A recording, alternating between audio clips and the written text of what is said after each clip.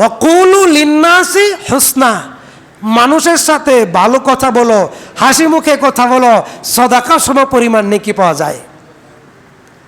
কেউ যদি তোমার কাছে পরামর্শ চায় তাহলে তুমি তাকে ভালো পরামর্শ দাও। ওয়াকুল্লু মারুফি সাদাকাতুন, তাহলে প্রত্যেকটা কথার বিনিময়ে এক একটা সদাকা সম পরিমাণ নেকি তোমার আমলনামায় আল্লাহর ফেরেশতারা লিখে দেবে। সুবহানাল্লাহ। যে হাদিস বলতেছিলাম, ওয়ান আব্দুল্লাহ ইবনে মাসউদ রাদিয়াল্লাহু আনহু قال, আব্দুল্লাহ ইবনে মাসউদ প্রখ্যাত সাহাবী, তিনি বলছেন মুহাম্মদ সাল্লাল্লাহু আলাইহি ওয়াসাল্লাম বলছেন, কিয়ামতের দিন 5টি প্রশ্ন করা হবে সমস্ত আদম সন্তানকে। 5টি প্রশ্নের জবাব যতক্ষণ পর্যন্ত দিতে না পারবে কেউ এক কদম পিছনে এক কদম সামনে যাইতে পারিবে না। এক, আন উমরিহি ফীমা আফনাহু, তুমি তোমার সারা জীবন কোন পথে ব্যয় করেছ? কোন পথে ব্যয় করেছ? একটু ভালো করে চিন্তা করেন, কোন পথে ব্যয় করেছেন? আজকে সারাদিন আপনি কি কি করেছেন? চোখ দুইটা বন্ধ করে বিছানায় শোন, 10 মিনিট চিন্তা করেন। সন্ধ্যাবেলায় আপনার মাথায় ভাসবে, আপনার ব্রেনে চিন্তা জাগ্রত হবে কোন পথে ব্যয় করেছেন। কিন্তু 1 সপ্তাহ পরে আর 7 দিনের শেষ দিন প্রথম দিনের হিসাব মনে থাকবে না,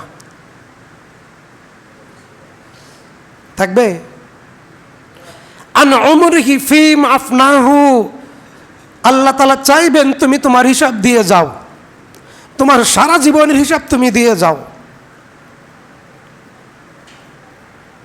তুমি নামাজ পড়েছো নবীর তরিকায়, সিয়াম পালন করেছো নবীর তরিকায়, তুমি দান করেছো নবীর তরিকায়, আরও কি ইবাদত নাই? মসজিদের বাইরে আরও কি ইবাদত নাই? রাস্তাঘাটে কি আল্লাহর ইবাদত নাই? আল্লাহর কোরআনে কি আইন নাই, বিধান নাই, সংবিধান নাই? তুমি তোমার সারা জীবন কোন পথে ব্যয় করেছ? আন উমরিহি ফীমা আফনাহু, সে জবাব তুমি দিয়ে যাও। তুমি কত বড় কুতুব, তুমি কত বড় মুত্তাকি আলেম সেটা পরে দেখব। আমি আল্লাহ চাইলাম তুমি জবাব দিয়ে যাও। আয়েশা বলছেন, আল্লাহর নবী বলছেন, আল্লাহ যদি কারো কাছে হিসাব চায় সে ধ্বংস সুনিশ্চিত, সে ধ্বংস সুনিশ্চিত, সে ধ্বংস সুনিশ্চিত। আন উমরিহি ফীমা আফনাহু, তুমি জবাব দিয়ে যাও। তুমি কত বড় মুত্তাকি, কত বড় আলেম, কত বড় নেতা, কত বড় ধনী, কত বড় কোটিপতি তুমি সেটা পরে দেখব। আগে তুমি তোমার জীবনের হিসাব আমি আল্লাহকে বুঝিয়ে দাও। আন উমরিহি ফীমা আফনাহু ওয়ান শাবাবিহি ফীমা আবলাহু, তুমি তোমার যৌবনকাল কিভাবে অতিবাহিত করেছ সে জবাব দিয়ে যাও। আজকে যাদের বয়স 50, আজকে যাদের বয়স 60, আজকে যাদের বয়স 40, তোমরা কি যুবক ছিলে না? তোমাদের জীবনে কি যৌবনকাল ছিল না? আন শাবাবাহু ফীমা আবলাহু, আন শাবাবিহি ফীমা আবলাহু, তুমি তোমার যৌবনের হিসাব আমি আল্লাহকে বুঝিয়ে দিয়ে যাও। যৌবনের প্রত্যেকটা সেকেন্ড, প্রত্যেকটা মিনিট, প্রত্যেকটা মুহূর্ত, প্রত্যেকটা দিন, প্রত্যেকটা ঘন্টা, প্রত্যেকটা সপ্তাহ, প্রত্যেকটা মাস আমি আল্লাহকে বুঝিয়ে দিয়ে তারপরে তুমি এখান থেকে 1 কদম সামনে আর না হয় 1 কদম পিছনে যাও। আন শাবাবিহি ফীমা আবলাহু, তোমার যৌবনের হিসাব আমি আল্লাহকে বুঝিয়ে দিয়ে তারপরে যাবে। ও আন মালিহি মিন আইন আকতাসাবাহু, তুমি তোমার সম্পদ কিভাবে অর্জন করেছো? সম্পদ তুমি অর্জন করেছো, কিভাবে অর্জন করেছো আমাকে জবাব দিয়ে যাও। কে চাইবেন হিসাব?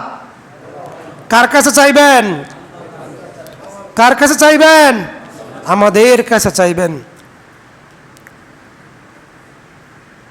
ওয়ান মালাহু মিন আইন আকতাসাবাহু, সম্পদ 2 হাতে অর্জন করো, সম্পদ 2 হাতে উপার্জন করো। बर्बाद बुलिस्ता एक उल्लू काफीहा, बुलिस्ता अंजामे क्या हो गए, সব তোমার বাতিল, তোমার সব বাতিল। যদি তোমার উপার্জন হারাম হয়, তুমি কত বড় কুতুব, তোমার জানাজা কাবাঘরের ইমামও যদি পড়ায় কোনো কিছুই হবে না তোমার, কারণ তোমার উপার্জন হারাম। লা ইয়াদখুলুল জান্নাতা জাসাদুন গুযিয়া বিল হারাম। হারাম খাদ্য দ্বারা গঠিত শরীর আল্লাহর জাহান্নামের জন্যই উপযুক্ত, জান্নাতের জন্য নয়। আল্লাহর নবী বলছেন, ওয়ান মালিকি মিন আইন আকতাসাবাহু, তুমি তোমার অর্জিত প্রত্যেকটা সম্পদ, 1 টাকা 2 টাকা 10 টাকা 1 কোটি 1 লক্ষ 10 লক্ষ সমস্ত টাকার পুঙ্খানুপুঙ্খানু হিসাব আল্লাহকে বুঝিয়ে দিতে হবে। এত সহজ নয় পৃথিবী, এত সহজ নয়। হাসলাম, খেললাম, ঘুরলাম, মজা করলাম, মজা মারলাম যৌবন, মজা মারলাম হায়াত, আর একদিন চোখ দুটা বন্ধ হয়ে যাবে। আমার আল্লাহ জানিয়েছেন, আলহাকুমুত তাকাসুর হাত্তা যুরতুমুল মাকাবির।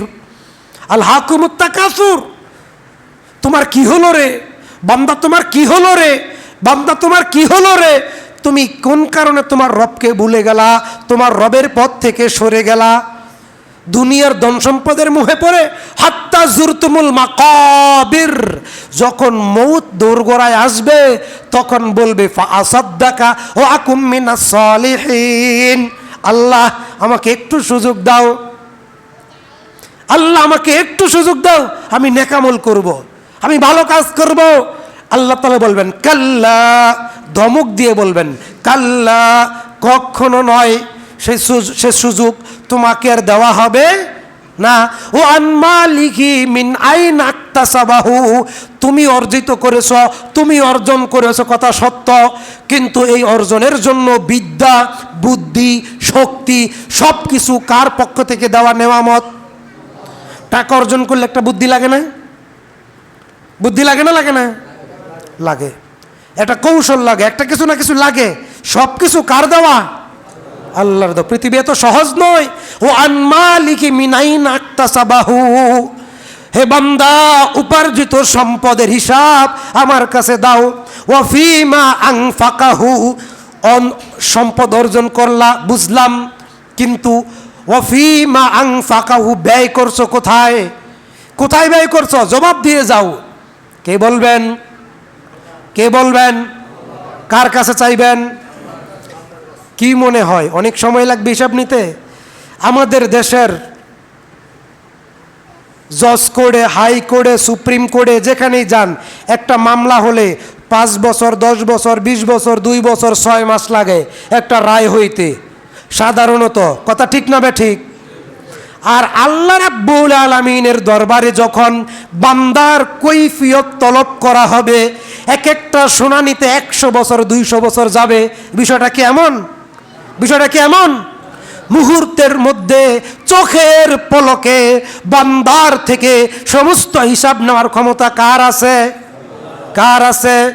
ওয়াফিমা আনফাকাহু, বান্দা তুমি যেই সম্পদ অর্জন করলা, এগুলো অর্জিত সম্পদ কোথায় ব্যয় করলা? বান্দা তুমি যে সম্পদ অর্জন করলা, এই অর্জিত সম্পদ কোথায় ব্যয় করলা? এটা হচ্ছে 4 নম্বর প্রশ্ন, হিসাব দিয়ে যাও। নাম্বার 5, মান আমিলা ফিমা, মান আমিলা ফিমা, মান আমিলা ফিমা আলিমা, তুমি যেই জ্ঞান অর্জন করেছ সেই জ্ঞান অনুযায়ী আমল করেছো কিনা? এই থেকে আলেমরাও বাদ পড়ে নাই, মুত্তাকি বুজুর্গ ব্যক্তিরাও বাদ করে নাই। এই কিতাবের জ্ঞান আল্লাহ যাদেরকে দিয়েছেন তাদেরকেও আল্লাহর নবী বাদ রাখেন নাই। মান আমিলা ফিহি আলিমা, বান্দারা তোমরা যারা কিতাবের জ্ঞান অর্জন করেছ, আর লম্বা লম্বা টুপি পরেছ, লম্বা লম্বা জুব্বা পরেছ, মানুষ তোমাদের সালাম দিল, বড় হুজুর বলল, অনেক সম্মানের আসনে অধিষ্ঠিত ছিলে তোমরা, কিন্তু তোমরা তোমাদের এলেম অনুযায়ী আমল করেছিলে কিনা সেই জবাব তোমরা দিয়ে যাও। সাহাবী আবু হুরায়রা রাদিয়াল্লাহু আনহু ক্বালা রাসূলুল্লাহ সাল্লাল্লাহু আলাইহি ওয়াসাল্লাম, সাহাবী আবু হুরায়রা বলেন আল্লাহর নবী বলছেন, আল্লাহর কোনো বান্দা যদি দুনিয়ায় দুনিয়ায় সম্মান পাওয়ার জন্যে, দুনিয়া উপার্জনের জন্যে, দুনিয়ায় ইজ্জতের জন্যে যদি কেউ কোরআন হাদিসের জ্ঞান অর্জন করে, আমি নবী ঘোষণা দিলাম ওই বান্দা, ওই আলেম, ওই বুজুর্গ কিয়ামতের দিন জান্নাতের সুঘ্রাণও পাবে না।